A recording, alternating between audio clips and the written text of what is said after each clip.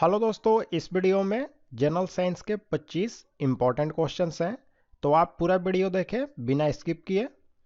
तो दोस्तों, आज के वीडियो का पहला सवाल है, सर्वाधिक कठोर तत्व निम्न में से कौन है। तो यहाँ पर आपको बताना है कि प्रकृति में उपलब्ध जितने भी तत्व हैं उनमें सबसे कठोर कौन सा है। तो प्रकृति में जो सबसे कठोर तत्व है वह है हीरा। तो ऑप्शन है राइट आंसर होगा। अब यहाँ पर आपको जानना है कि जो सबसे कठोर धातु है वह कौन सी है। तो वह है प्लैटिनम। तो इसका भी आपको नाम याद रखना है। अगर धातु को पूछे तो प्लैटिनम होगा, और अगर कठोर तत्व केवल पूछा जाए तो वह होगा हीरा। ठीक है। और अगर पूछा जाए कि सबसे भारी तत्व कौन सा है प्रकृति में, तो वह है यूरेनियम। तो इन तीनों को आपको याद रखना है।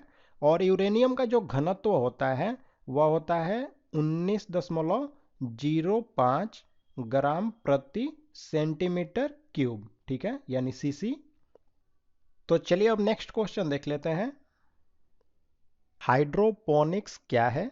तो राइट आंसर है, ऑप्शन है मृदा विहीन पादप संवर्धन जो है इसी को हाइड्रोपोनिक्स कहा जाता है। ठीक है, इसे आसान शब्दों में आप समझें तो हाइड्रोपोनिक्स एक ऐसी विधि होती है जिसमें कि खनिज और जो पोषक तत्व होते हैं उनके विलयन का हम प्रयोग करते हैं, और जो पौधे होते हैं उनको हम जल में उगाते हैं। यानी कि पौधों को जल में उगाने की जो विधि होती है उसी को हम कहते हैं हाइड्रोपोनिक्स। ठीक है, नेक्स्ट क्वेश्चन देखते हैं दोस्तों। नीला थोथा निम्न में से क्या है। यानी कि आपको बताना है कि नीला थोथा जो है इसका रासायनिक नाम क्या है। तो राइट आंसर है ऑप्शन सी, कॉपर सल्फेट। ठीक है, यहाँ पर और सब रासायनिक नाम दिए हुए हैं, तो मैं इनका जो साधारण नाम है वो भी बता देता हूँ। तो ऑप्शन ए में लिखा है सोडियम हाइड्रोक्साइड। तो यह कास्टिक सोडा जो होता है उसका यह रासायनिक नाम है। ठीक है, कास्टिक सोडा का। मैग्नीशियम सल्फेट जो है वह एप्सम साल्ट जो है उसका रासायनिक नाम होता है, तो इसे भी याद रखें। और सोडियम बाइकार्बोनेट जो है यह बेकिंग सोडा का रासायनिक नाम होता है। ठीक है, तो इन चारों को याद रखना है क्योंकि ये जो चारों हैं काफ़ी बार एग्जाम में रिपीट हुए हैं। चलिए अगला सवाल देख लेते हैं। सोना को घोला जा सकता है किसमें। तो सोना जो है उसको हम एक्वा रेजिया में घोल सकते हैं। तो ऑप्शन बी राइट आंसर होगा।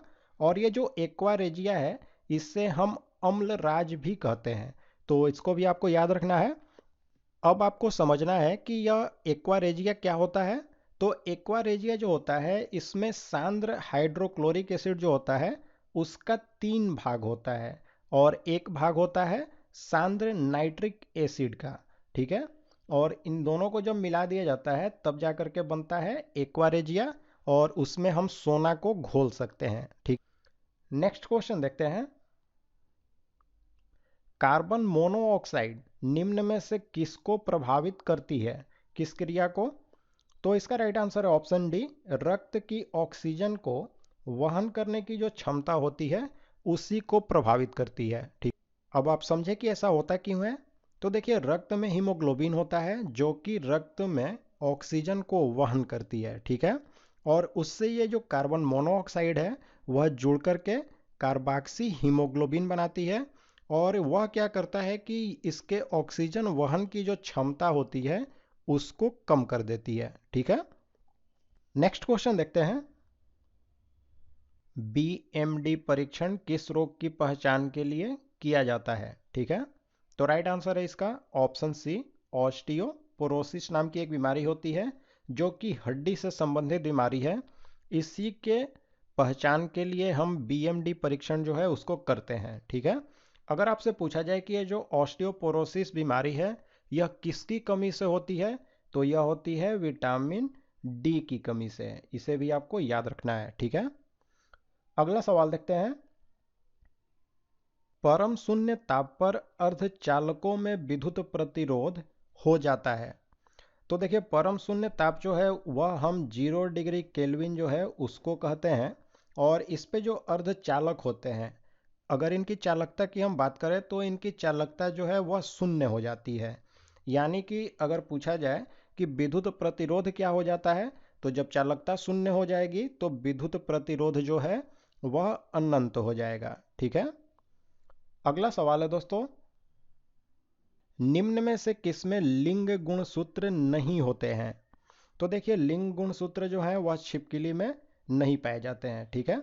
अब आप पूछेंगे कि इनमें लिंग का निर्धारण तब कैसे होता है? तो इनमें लिंग का जो निर्धारण है वह पर्यावरण का जो ताप होता है उससे प्रभावित होता है, ठीक है। नेक्स्ट क्वेश्चन है, कौन सा विटामिन शरीर में भंडारित नहीं होता है? तो विटामिन सी जो है यह शरीर में भंडारित नहीं होता है। यह जो विटामिन सी है यह जल में घुलनशील होता है, ठीक है, और यह मूत्र के साथ हमारे शरीर से बाहर निकल जाता है। इसका मतलब कि यह शरीर में संचित नहीं होता है, ठीक है। चलिए नेक्स्ट क्वेश्चन देखते हैं, किसका उपयोग विस्फोटक के उत्पादन में किया जाता है? तो ये जो ग्लिसरॉल है इसका उपयोग हम करते हैं विस्फोटक के उत्पादन में। देखिए, यह जो ग्लिसरॉल है यह सांद्र नाइट्रिक अम्ल और सांद्र सल्फ्यूरिक अम्ल की उपस्थिति में नाइट्रोग्लिसरीन बनाता है। और यह जो नाइट्रोग्लिसरीन जो है इसका उपयोग हम करते हैं डायनामाइट बनाने में, ठीक है। तो इस तरह से इसका उपयोग हम करते हैं विस्फोटक के उत्पादन में। अब ये जो नाइट्रोग्लिसरीन बनाता है यह, इसको हम अलग अलग नामों से जानते हैं। जैसे कि ये जो नाइट्रोग्लिसरीन है इसी को हम ट्राई नाइट्रोग्लिसरीन भी कहते हैं, ग्लिसरॉल ट्राइनाइट्रेट भी कहते हैं, और इसी को नोबेल तेल भी कहा जाता है। तो इन तीनों नामों को आपको याद रखना है। अगला सवाल देखते हैं, रासायनिक दृष्टिकोण से सिंदूर क्या है? यानी कि सिंदूर जो है इसका रासायनिक नाम आपको बताना है। तो सिंदूर का जो रासायनिक नाम है वह होता है मर्क्यूरिक सल्फाइड, और अगर इसका रासायनिक सूत्र आपसे पूछा जाए तो वह होता है HgS, ठीक है, HgS यानी कि मर्क्यूरिक सल्फाइड। अगला सवाल है, शुष्क धुलाई में किसका प्रयोग होता है? शुष्क धुलाई यानी कपड़ों की जो ड्राई क्लीनिंग होती है उसमें किसका प्रयोग होता है? तो उसमें एल्कोहल, पेट्रोल और बेंजीन, इन तीनों का प्रयोग होता है, यानी कि राइट आंसर होगा ऑप्शन डी, उपरोक्त सभी। अगला सवाल देखते हैं, मनुष्य में एफ्लाटॉक्सिन खाद्य विषाक्तन से कौन अंग प्रभावित होता है? तो एफ्लाटॉक्सिन जो है इससे प्रभावित होती है हमारी लीवर, ठीक है। देखिए, ये जो एफ्लाटॉक्सिन है एक जहरीला पदार्थ होता है जो कि हमें कवक से प्राप्त होती है, और अगर उस कवक का नाम पूछा जाए तो यह एस्परजिलस और पेंसिलिनम नाम का कुछ कवक होते हैं, उन्हीं से यह मिलती है, ठीक है। चलिए अगला सवाल देखते हैं, मलेरिया के परजीवी की खोज किसने की थी? तो यह जो मलेरिया बीमारी है यह एक तरह के प्रोटोजोआ से होती है, और उस प्रोटोजोआ का नाम है प्लाज्मोडियम, और इसकी खोज सबसे पहले की थी रोनाल्ड रॉस ने, ठीक है। और अगर आपसे पूछा जाए कि ये जो प्लाज्मोडियम प्रोटोजोआ है इसका वहन कौन करता है, यानी कि मनुष्यों में इसको फैलाता कौन है, तो मादा एनाफ्लीज नाम की जो मच्छर होती है उसी के द्वारा यह मनुष्यों में फैलती है। चलिए अगला सवाल देखते हैं, गोल्डन धान में सर्वाधिक मात्रा में कौन सी विटामिन होती है? तो गोल्डन धान जो है इसमें सबसे ज़्यादा मात्रा में विटामिन ए होती है, और यह जो विटामिन ए है, कभी कभी ऐसा भी होता है कि विटामिन ए न लिख करके कैरोटीन लिखेगा, तो वहाँ पर कैरोटीन आपको राइट आंसर चुनना होगा। ऐसा इसलिए कि विटामिन ए का जो रासायनिक नाम होता है वह कैरोटीन ही होता है, ठीक है। चलिए अब अगला सवाल देखते हैं, इनमें से रक्त दाब का मापक यंत्र कौन सा है? यानी कि ब्लड प्रेशर को हम किससे मापते हैं? तो राइट आंसर है ऑप्शन है एस्फिग्मो मैनोमीटर जो होती है इसी के द्वारा हम रक्त दाब को मापते हैं। अगर आपसे पूछा जाए कि स्वस्थ मनुष्य का रक्त दाब कितना होता है तो वह होता है 120 mm बटा में 80 mm, ठीक है। यहाँ पर जो 120 है इसे हम सिस्टोलिक प्रेशर बोलते हैं, और 80 mm जो है इसे डायस्टोलिक प्रेशर कहते हैं, ठीक है। अगला सवाल देखते हैं दोस्तों, आइंस्टीन के E बराबर mc² समीकरण में C किसका घोतक होता है, ठीक है। तो देखिए, आइंस्टीन जो है उन्होंने इस समीकरण के द्वारा यानी कि E बराबर mc² सूत्र जो है इसके द्वारा हमें यह बताया था कि जो द्रव्यमान होती है वह ऊर्जा के हमेशा बराबर होती है, चाहे वह किसी भी रूप में क्यों ना हो। और यह जो सूत्र है यहाँ पर ई जो है इसका मतलब ऊर्जा हो गया, एनर्जी, और एम जो है इसका मतलब मास हो गया यानी कि द्रव्यमान, और सी जो होता है यह प्रकाश की जो गति होती है उसको बताता है। ठीक, तो राइट आंसर हो जाएगा ऑप्शन बी, प्रकाश की गति का। जल अपघटन में ऊर्जा किस रूप में निकलती है? तो सबसे पहले समझे कि यह जल अपघटन होता क्या है। तो जल अपघटन की जो प्रक्रिया होती है उसमें जो लवण के आयन होते हैं और जल के जो आयन होते हैं यह आपस में संयोग करके अम्लीय या फिर क्षारीय, इन दोनों में से कोई एक घोल बनाते हैं, और इसमें जो ऊर्जा होती है वह निकलती है ऊष्मा के रूप में।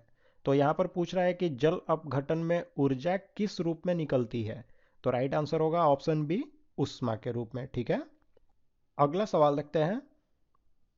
नॉन स्टिक कढ़ाई में किसका लेप लगा होता है? तो ये जो नॉन स्टिक कढ़ाई होती है इसमें खाना चिपकता नहीं है और इसमें लेप लगा होता है टेफ्लॉन का। ठीक है, यह जो टेफ्लॉन होता है इसका रासायनिक नाम भी एग्जाम में पूछा जाता है। तो इसका रासायनिक नाम होता है पॉलीट्रेटाफ्लूरोएथिलीन, तो इसे भी याद रखें। निम्नलिखित में से किसको वुड स्पिरिट भी कहा जाता है? तो यहाँ पर जो मेथिल अल्कोहल है इसी को हम कहते हैं वुड स्पिरिट, और ये जो मेथिल अल्कोहल है इससे मिथेनॉल भी कहा जाता है। तो कभी कभी ऑप्शन में आपको मेथिल अल्कोहल की जगह पर मिथेनॉल भी दिया जा सकता है, तो उसी को राइट आंसर चुनना होगा। अगला सवाल देखते हैं। बेकिंग पाउडर के निर्माण में किस अम्ल का यानी कि एसिड का प्रयोग किया जाता है? तो बेकिंग पाउडर जो होती है इसके निर्माण के लिए हमें टार्ट्रिक अम्ल का प्रयोग करना होता है। ठीक है, अगला सवाल है, एम्पियर किसकी इकाई है? तो एम्पियर जो है यह विद्युत धारा को मापने की एक इकाई होती है, यानी कि यह विद्युत धारा की इकाई होती है। ठीक है, बैरोमीटर के पठन में अचानक गिरावट हो जाने से निम्नलिखित में से कौन सी एक मौसम दशा इंगित होती है? तो ये जो बैरोमीटर होता है इसका प्रयोग हम करते हैं वायु दाब को मापने के लिए, और अगर इसके पठन में अचानक से गिरावट हो जाती है तो तूफानी मौसम के बारे में हमें पता चलती है। ठीक है, भारत में प्रचुर मात्रा में उपलब्ध महत्वपूर्ण नाभिकीय ईंधन कौन सी है? तो राइट आंसर है ऑप्शन डी, थोरियम। ठीक है, यह जो थोरियम है यह हमें मोनाजाइट से मिलती है, तो इसे भी आपको याद रखना है। चलिए अगला सवाल देखें। 1945 में नागासाकी पर गिराए गए बमों में कौन सा विस्फोटक प्रयुक्त किया गया था? तो देखिए नागासाकी जो है यह जापान में है, और इस पर जो द्वितीय विश्व युद्ध हुआ था तो उस समय अमेरिका जो था उसने 9 अगस्त को नागासाकी पर बम गिराया था, और वह जो बम था उसका नाम था फैट मैन। यह एक परमाणु बम था और इसमें प्लूटोनियम जो है इसका प्रयोग किया गया था। ठीक है, तो ऑप्शन है प्लूटोनियम राइट आंसर होगा। और अमेरिका जो है उसने जापान के हिरोशिमा पर भी बम गिराया था 6 अगस्त 1945 को। यह भी एक परमाणु बम था जिसका नाम था लिटिल बॉय, लेकिन यह जो लिटिल बॉय परमाणु बम था जो कि हिरोशिमा पर गिराया गया इसमें यूरेनियम का प्रयोग हुआ था। तो इन दोनों को आपको ध्यान में रखना है। ठीक है, तो दोस्तों यहाँ पर हमने जनरल साइंस के 25 इंपॉर्टेंट क्वेश्चंस देखे। अब आप लाइक और कमेंट करें और ज़्यादा से ज़्यादा अपने दोस्तों के साथ इस वीडियो को शेयर करें।